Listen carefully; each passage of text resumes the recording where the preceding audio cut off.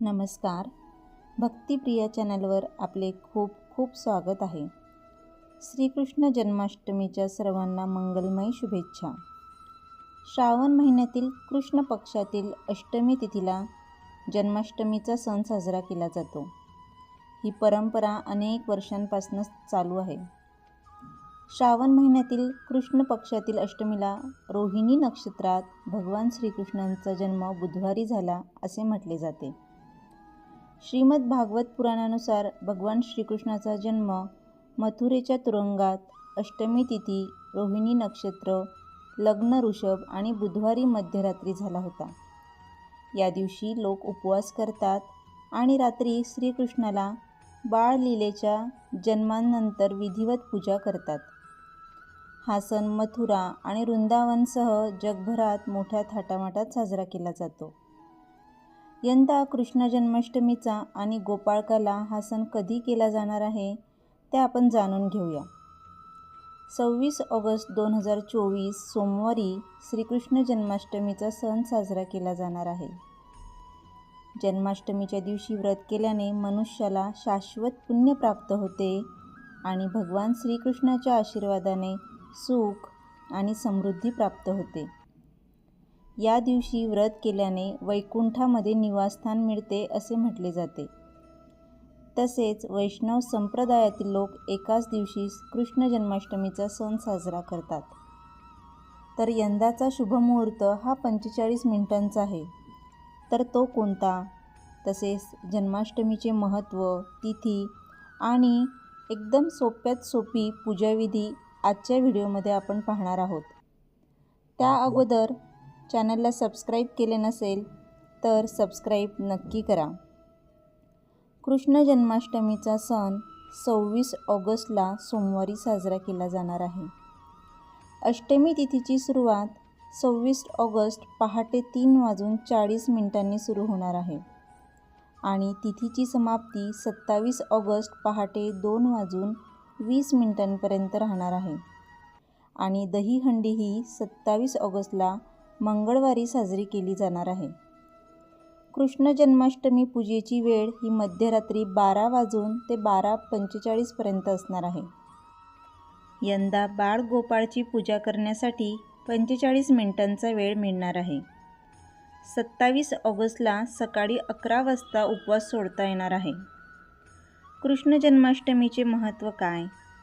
धर्मग्रंथानुसार भगवान विष्णूंनी द्वापार युगात अष्टमी तिथी आणि रोहिणी नक्षत्रावर श्रीकृष्णाच्या रूपात 8वा अवतार घेतला होता.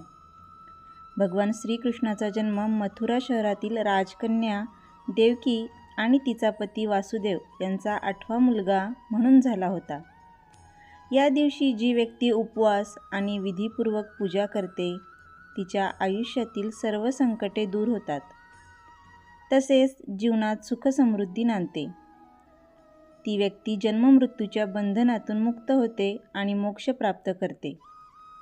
कृष्ण जन्माष्टमीची पूजा पद्धत. सकाळी लवकर उठून आंघोळ करून स्वच्छ कपडे घालावे. देवपूजा करून बाळकृष्णाचा पाळणा सजवावा. भगवान श्रीकृष्णाला पंचामृत, गंगाजल आणि कच्च्या दुधाने अभिषेक करावा. बाळकृष्णाला स्वच्छ वस्त्राने पुसून त्याचे कपडे, बांगड्या, कानातले, मुकुट, बासुरी आणि फुलांच्या माळा घालाव्या. श्रीकृष्णाला फुलांनी सजवावे. नंतर त्यांना पाळण्यामध्ये बसवून त्यांना झुलवावे. लहान बाळाप्रमाणे बाळकृष्णाची सेवा करावी आणि तुपाचा दिवा लावून भगवंताची आरती करावी. लोणी आणि साखरेची मिठाई किंवा जन्माष्टमी स्पेशल सुंठ वडा प्रसाद किंवा पोहे, ज्वारीच्या लाया, धानाच्या लाया, लिंबू व आंब्याचे लोणचे, दही, ताक, चण्याची भिजवलेली डाळ, साखर, फळांच्या फोडी इत्यादी घालून केलेला एक खाद्यपदार्थ हा श्रीकृष्णास फार प्रिय होता. श्रीकृष्ण व त्याचे सवंगडी मिळून यमुनेच्या तीरावर हा तयार करीत असत व वाटून खात असत. यातील कुठलाही एक नैवेद्य अर्पण करावा आणि क्षमा प्रार्थना करावी. श्रीकृष्णाची जन्मकथा तर सर्वांना माहितीच आहे, तरी एकदा इथे थोडक्यात सांगते. द्वापार काळात कंसाचे अत्याचार मर्यादेपलीकडे वाढले तेव्हा आकाशातून आवाज आला की कंसाला त्याची बहीण देवकीच्या 8व्या उदरातून जन्मलेल्या मुलाच्या हातून मरावे लागेल. हे टाळण्यासाठी कंसाने आपली बहीण देवकी आणि वासुदेव यांना कडेकोट बंदोबस्तात तुरुंगात डांबले होते. बहीण देवकीच्या पोटातून रात्री 12 वाजता श्रीकृष्णाचा जन्म झाला. हे 8वे बाळ होते. तेव्हा कारागृहातील सर्व रक्षक झोपले होते.